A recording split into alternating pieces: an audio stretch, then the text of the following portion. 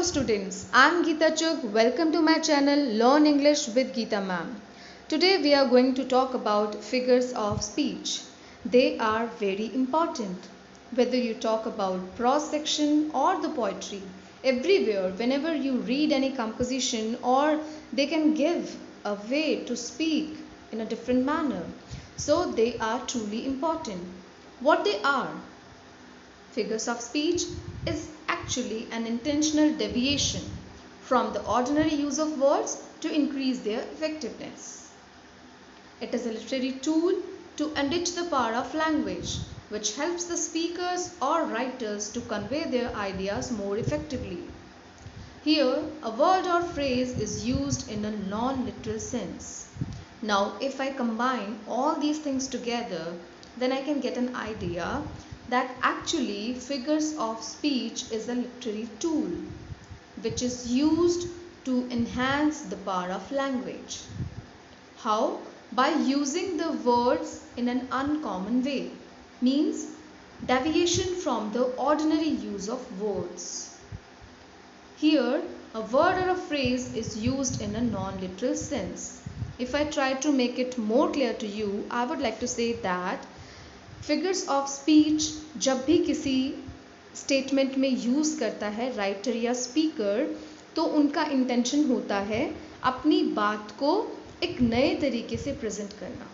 ठीक है, using the common words but in a new way which gives their language beauty. Fine? They just beautify the simple words by applying them in some special ways. How is it done? Let's try to understand. The first figure of speech we have today in front of us is a simile. Here, let's start reading. The comparison between two objects of different kinds which have, however, at least one point in common. So, there two things are to be kept in mind. Two very important things. What are they? First thing is two objects of different kinds and their comparison. Means simile is used to compare. First thing is this. So the first point which you need to keep in your mind that it is used for comparison. Fine. Thereafter, comparison of two different objects. Fine. Which have, however, at least one common point. This is the third important point. Fourth important thing is this comparison is made by using the words like and as. So in this way, if we talk about simile, we should say that simile is used for comparison. Comparison के लिए simile use किया जाता है. अब comparison किसका? Two unlike things का, जो दिखने में एक जैसी नहीं हो, लेकिन जिनमें एटलीस्ट वन पॉइंट कॉमन हो, जिसके बेसिस पे उन दोनों का कंपैरिजन किया जा सके. ठीक है, और ये कंपैरिजन करने के लिए कुछ कॉमन वर्ड्स का यूज़ किया जाता है. These common words are like and as, but they are used in a way that this sense they present themselves in non-literal manner. How? Let's see. If I say she looks like a fairy, then can I make a guess exactly that how does a fairy look? I can't, because no one has seen fairies. Fairies को किसी ने नहीं देखा है, तो कोई भी exactly guess नहीं कर सकता कि fairies कैसी होती थी. लेकिन हाँ, सबने सुना है stories में, fables में कि fairies जो हैं वो बहुत सुंदर होती थी, और ऐसा माना जाता है कि कोई अगर सुंदर है तो वो बिल्कुल परी के जैसा लगता है ना, फेरीज के जैसा लगता है. So here what has been done, the beauty of a girl is compared to the beauty of a fairy actually. Fine. Although the girl and the fairy they are person of different kinds, but still they have one common point. ठीक है, that common point is beauty. As if you can see in the picture, you will see this girl looks very beautiful. The way she has dressed herself, it seems like she is truly a fairy. Fine.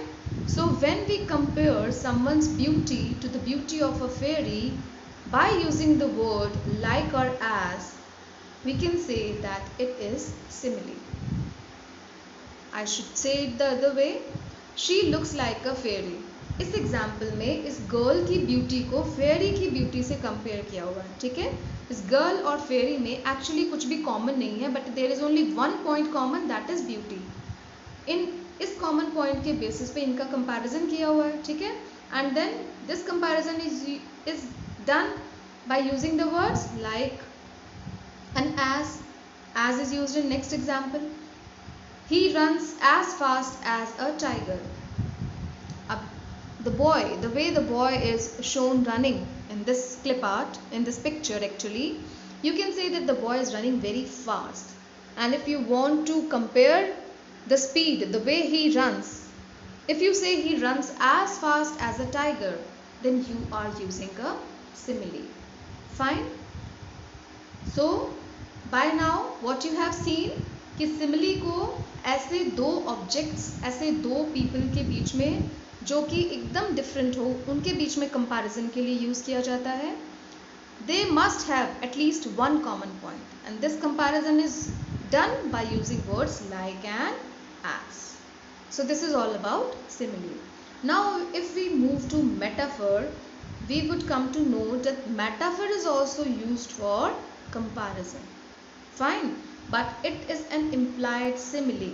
Now what does it mean? Implied mean hidden. अब hidden क्यों बोला है इसको hidden simile क्यों बोला है? Because simile के case में you can C direct words दिख रहे हैं आपको कंपैरिजन के लिए, लाइक और एज. ठीक है. लेकिन यहाँ पे what is written over here? She is a fairy. Direct बोला है she is a fairy. Can a girl be a fairy? क्या एक गर्ल को हम फेरी बोल सकते हैं? नहीं बोल सकते, because we have not seen a fairy. Fine. But just because we have heard, it is assumed that fairies are so beautiful. So the beauty of the girl can be compared to a fairy. On that basis, we can say that she is a fairy. ठीक है. जब आप ये comparison, if the comparison is same, ठीक है, but without the use of like or as, बस यही basic difference है simile और metaphor में. Both are used for comparison. Both compare the things or objects of different kinds which have at least one common point. But the difference is that in case of metaphor, we don't use the words like and as. You can see the next example as well. He is a tiger. Here again, a boy cannot be a tiger. एक बच्चा tiger कैसे हो सकता है, या ही man tiger कैसे हो सकता है? But means if you have said that he is the tiger, means you have taken one element. आपने कोई एक चीज कॉमन देखी है. जैसे यहाँ पे हमने देखा था the way the boy is running. Fine. So whenever you are comparing two objects of different kind, just on the basis of one common element, one common point, you are using either simile or metaphor. If you are using words like or as, यही comparison अगर आप like और as करके करते हैं, then it becomes a simile. And if you avoid the use of like and as, then it is counted as a metaphor. One more example is there, life is a dream. Here again you can see metaphor, because life and dream they are two different things. Fine. So whenever you use like or as, simile is there, and if you compare without the use of like or as, then metaphor is there. Let's move on to the next figure of speech. Alliteration.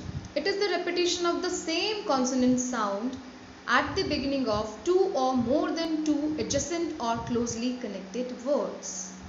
What does this definition say? क्या समझ में आया हमें कि ये repetition है किसका? Same consonant sound का. कहाँ पे? At the beginning of two और मोर देन टू एडजेसेंट और क्लोजली कनेक्टेड वर्ड. ठीक है. As you can see a big black, यहाँ पे बिग और ब्लैक दोनों एडजेसेंट वर्ड्स हैं. Bug is also there. Bit, big, black, bear. Every word has the repetition of same consonant sound B. Fine. And this repetition is found at the beginning. So alliteration is the repetition of same consonant sound at the beginning of two adjacent, two or more than two, you can say two or more than two adjacent or closely connected words. I have given the example, black bug bit a big black bear. You can see the repetition of B. Boys will be boys. Here again you can see B sound is being repeated. Although they are not adjacent, but the sounds are closely related to closely connected words. So we can say that alliteration is here. It is so simple. Now move on to the next figure of speech. Consonants. It is the repetition of the same consonant sound. We found the same thing in alliteration, but there should be something different. That's why it is named different. Alliteration के case में भी हमने यही देखा था कि consonant sound का repetition होता है, but इसमें कुछ तो different होगा ना alliteration से, तभी इसका नाम consonants है. Let's see the difference. This sound can appear anywhere in the word, but usually in the middle or at its end. So finally we got the difference. Alliteration के case में आपने देखा था, let me take you back there. In this case you saw that this repetition is found at the beginning, but in case of consonants this repetition is found anywhere, means beginning को छोड़ के कहीं पे भी हो सकता है, but usually it occurs in the middle position or at its end. Now this clip art shows us one example. What that example is? The string was strong, as it is being pulled at both ends. You can see the string is strong. So when we say the string was strong, you see that the stress syllable T, the sound of T is repeated here. Fine. So this repetition of the same consonant sound in the middle or at any position, okay, other than the beginning, this is called consonants. Fine. Let's move on to the next figure of speech. This is called assonance. It is the repetition of the same vowel sound. Now see, it is completely different from the last two. In case of alliteration, we have read about the repetition of consonant. In case of consonants, we read about the repetition of the consonant. But in case of assonance, we see the repetition of the same vowel sound, where in the adjacent or closely connected word means anywhere. Fine. Men sell the wedding bell. You can have fun watching this beautiful clip art as well. Men sell the wedding bell.